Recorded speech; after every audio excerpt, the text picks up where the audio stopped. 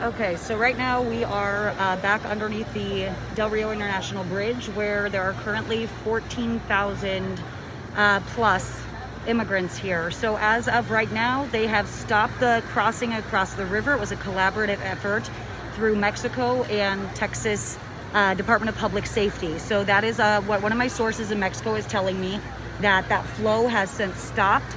So there are no more additional migrants coming across that specific area that we've been showing you here, that Weir Dam, that area that they've been walking back and forth kind of freely. That has since stopped. They have since stopped that flow. I can tell you again, that is a collaborative effort between Mexico and Texas DPS. So right now we are looking at, again, this is 14,000 plus immigrants here from several different countries. I've been told that Senegal, Angola, Haiti, we've had some Venezuelans as well. So we can also tell you here that because this bridge is closed down, it connects Mexico with the United States. A lot of people over in Mexico work in the US every day. So apparently a lot of restaurants here in the Del Rio sector have had to close down for a staffing shortage. They've also had to close so that they can prep some meals and provide some provisions for these people, because it is a humanitarian crisis. They just can't win here, right? You can't let people die out here either. So they have a very tall task ahead of them.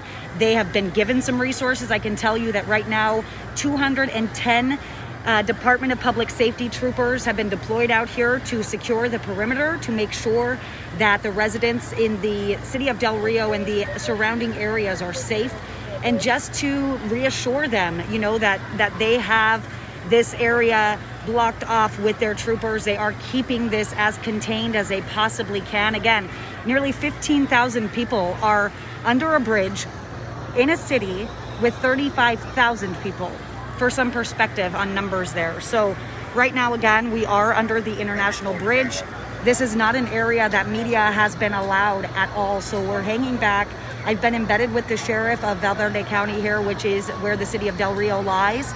And so I have been working with him for months, and right now he has been trusting me to be able to get this word out objectively and unbiased and transparently. So he has been giving me access, and I have been doing my best to respect them and keep them safe as well. So keep in mind, I am getting some information that I need to keep for, you know, sometimes other people leak information before me, and that is not because I'm not doing my job. It's because I am with law enforcement officials that I could endanger if I leak information. So right now my priority is to make sure that the people I'm with are safe, and also to share the truth of what's going on out here and share exactly what's happening. So right now, again, we are looking at nearly 15,000 people. You can see, let me show you, I'm trying to be discreet here, you guys, because again, the last thing that we need is for people to feel extorted or anything like that. So I'm on a phone, in a vehicle, you know, keeping my distance, of course.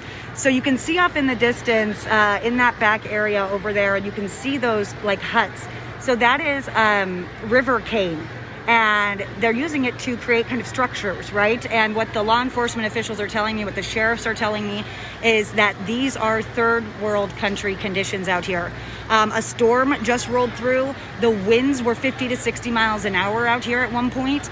And what was really, really scary to see, and I didn't even think about this, was that cane, that river cane, could impale people. It is strong. It's like bamboo. So they were taking these structures down. They were in a hurry. They were removing the tents, removing the structures, because that wind could have really posed some issues for people in this camp right here. So this is a makeshift city, if you will. There's really no other way to put it. But right now we can tell you they were going back and forth to Mexico freely, getting food.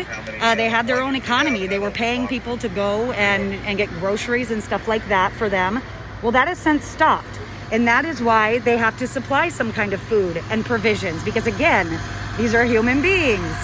So they're loading up these buses right now that you're seeing with immigrants, and what's happening here is they're going to load these buses up. You can see all of these men here waiting. They all have tickets, and that's how they're separated.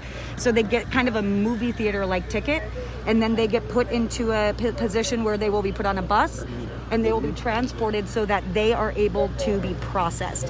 From there, it is up to Border Patrol what happens. So once they leave here and they're getting on these buses, that is what will happen. So the other thing here as well, we just saw some people being brought back from the hospital. There's a lot of people that are falling ill. It's hot. It's 100 degrees out here. And so there's a lot of people that are getting sick. We've had babies born. We've had women have issues. And so it's certainly a tense situation, and one that has a lot of layers, and it's not an easy solution, right? But one thing that all of the law enforcement individuals tell me is that this could have been handled better. It could have been handled quicker. It could have been, it's okay. It could have been addressed sooner, because this is a different crisis than the border crisis that they've been dealing with this entire time. But look at all these people walking out in that field. What the law enforcement individuals tell me is that they've been sounding the alarm since, there's the mayor there. So what they've been saying is they've been sounding the alarm since February, and we know they have. And so they're saying this should have been addressed sooner. They could have had help sooner. This has been going on. They kind of sounded the alarm on this specific crisis a week ago, right, Sharon? This is on Friday, you started getting numbers under the bridge. So last Friday, they had about 100 people under that bridge, and that was kind of concerning. So now, they're looking at a lot bigger numbers. And I am wearing a mask. All of the doctors that have been out here have really been, encouraging everybody that's been out here to wear masks and double up, because it's not just about COVID out here, my friends. We're talking about communicable diseases that we don't even know about. We could have tuberculosis out here, hepatitis out here. So we are doing our best to stay safe and keep each other safe while we're together, because there's a lot of things that we don't know right now, but what we do know is that everybody out here is working extremely hard to keep the community safe. They're prioritizing the Del Rio citizens, the people that are living in the state of Texas, and they're making sure that those people are safe, and they're trying to reassure you guys, if you're living in this area, they are doing everything they can to secure this perimeter so that nothing gets out of control or in a situation where they have to act. So right now they're being proactive. They aren't containing any situation. As far as it's been very peaceful. I think they've had one assault situation where it was a man kind of shoving somebody. They haven't had any really volatile situations out here because they haven't had any reason to be volatile. They literally walked over here, could come and go as they pleased. They haven't really had any run-ins with law enforcement. They've been given a ticket. They haven't even been processed. And they've been given food and water, basically. So what do they have to be volatile about? So right now, they're being proactive, because we know that they are going to start flying these immigrants back to their countries of origin, most of them to Haiti. Again, we know that a lot of them are from different countries. We know that we've seen Senegal now today. We've had Venezuela. We picked up some Venezuelans yesterday. So we have a lot of different layers here and a lot of moving parts. But again, I want to reassure you, I've been embedded here with the sheriff, and he's reassuring me the community is safe. Again, Governor Greg Abbott deployed additional resources out here. There are 210 DPS troopers out here lining the perimeter, making sure that the residents here are safe. So we're going to continue to cover this extensively, of course, for you. But that's the latest out here at the Del Rio International Bridge. They are working really hard to contain it. It's really hard to control. Two different things, right? So we'll be checking in with you here soon. Stay safe, be well, my friends.